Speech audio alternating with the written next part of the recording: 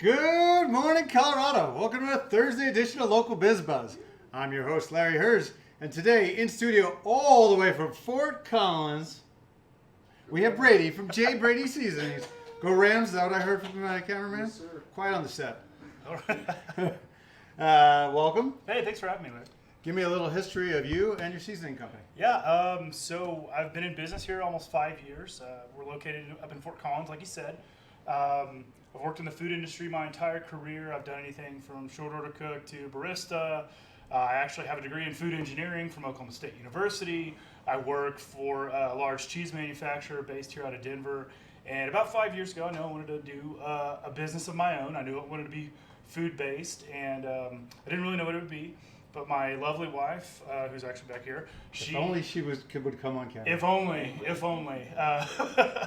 She saw me. I was always blending different flavors in the kitchen, and one day she just said, "Hey, why don't you do that?" And I said, "You know what? If not now, when? Let's do it." And so I just started. Our first flavor was the Cowboy Shake here. Well, let's put that over here and talk about Of course. And started with that. I started mixing in my home kitchen under the cottage food law.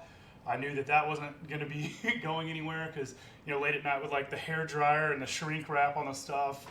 And I said, okay, I got to figure out how to get this in stores. And so I literally just started beating the pavement. And as fortune has it, I was up in Estes Park and talking to a gentleman. He's like, hey, I can't sell your stuff because you don't have a wholesale license. You don't have a commercial kitchen. He goes, but my son, who owns Old Town Spice Shop in Fort Collins, does co-packing, and you need to have a discussion with him. And so shortly I got in with Old Town Spice Shop. They started co-packing for me, and he kind of led me on the path that has spiraled out of control of getting in stores and doing wholesale. And now here, almost 5 years later, I'm in with a distributor, Loco Foods, up in Fort Collins. I'm in all 122 Safeways throughout the state. Wow. Probably about 140-ish stores in the state.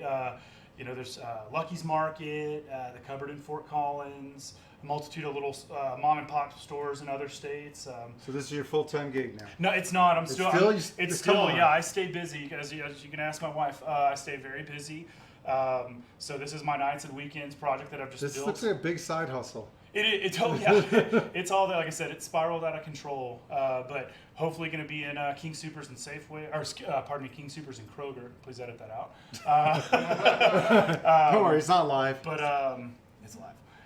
But yeah, we're going to be there. I've hired a broker out of Los Angeles. It's hopefully going to get into some of the bigger retailers throughout the country. So your H-E-B's, Hy-Vee, Wegmans. Okay. So let's talk about your original. What's the concept of it? What are we trying to do with it? What's in it? So growing up, steak to us was just dinner. I grew up in North Texas. Don't get me wrong, I love a fancy, dry-aged, high-end steakhouse, but it was a mom and pop type place, and I wanted to recreate that flavor. It was hard to find.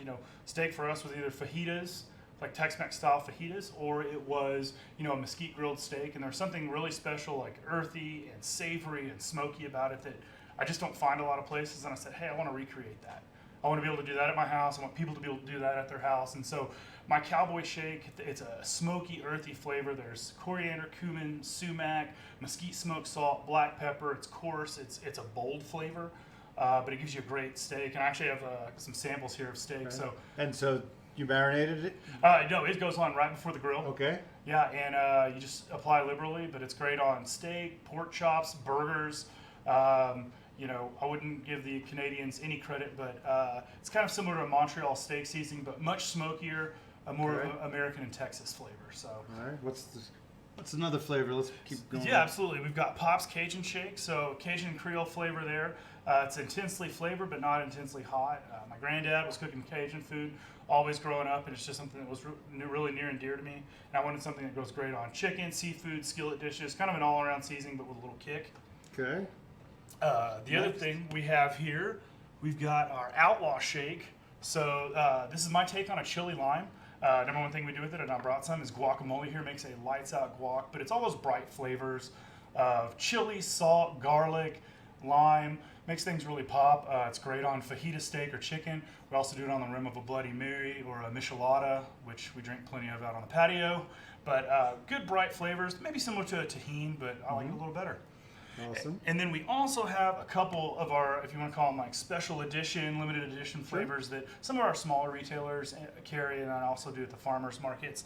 I actually have a British-inspired seasoning, which if I had $1 for every time somebody like raised their eyebrow, I'd be a rich man. I probably wouldn't be here. Because obviously the British food is a little bland. Right, it gets a reputation, but they do have some interesting flavor profiles. It tends to be very savory, very umami. Think of Worcestershire sauce, English mustards, some of those really intensely savory umami flavors, and it's actually a Worcestershire base. Best way I've heard it described is either like the mildest curry you've ever had, or like the old dried soup packs you put in roast soup stews gravies. So, what would you put this on? Number one thing we put it in is actually chicken salad in the summer. It's a nice substitute to curry powder, or just throw a spoonful into your crock pot meals. Awesome. Great savory flavors in there. And then British seasoning. Yeah, I know. What do you do? And then this final one is, we call it the Soul Shake. It's a sweet and spicy Korean inspired. So think of a dry version of a bulgogi marinade. A little heat, a little sweet. It's got a little nuttiness from the sesame seeds in there. A good friend of mine, his mother was from South Korea, helped me develop that one. Number one thing I do with that is I marinate Korean style short ribs as a dry marinade overnight, grill simply, and they're fantastic. Sounds awesome. So, can people order these from your website as well? Absolutely, yeah. Okay. So we ship anywhere in the country, as well as 4 or 5 other countries: Canada, UK, Ireland, Australia, New Zealand. Some of those. It's kind of a wacky deal. I don't get a ton of overseas orders, but tons in the States. So we do a 5-pack gift pack if you want to try all 5 online, but you can get all our flavors. How much are you charging for the 5-pack? So the 5-pack goes for $30. It's a pretty solid deal. They go for $7 in the stores, so save a little bit there on it. And then, like I said, you can find us all throughout the state in a multitude of stores, farmers markets. I normally do summer and winter farmers markets up in Fort Collins, but they're slinging seasoning on the weekend, and so it's been great. It's been a wonderful business. I've met a lot of really cool people. The business, and especially food business environment in Colorado, is extremely supportive.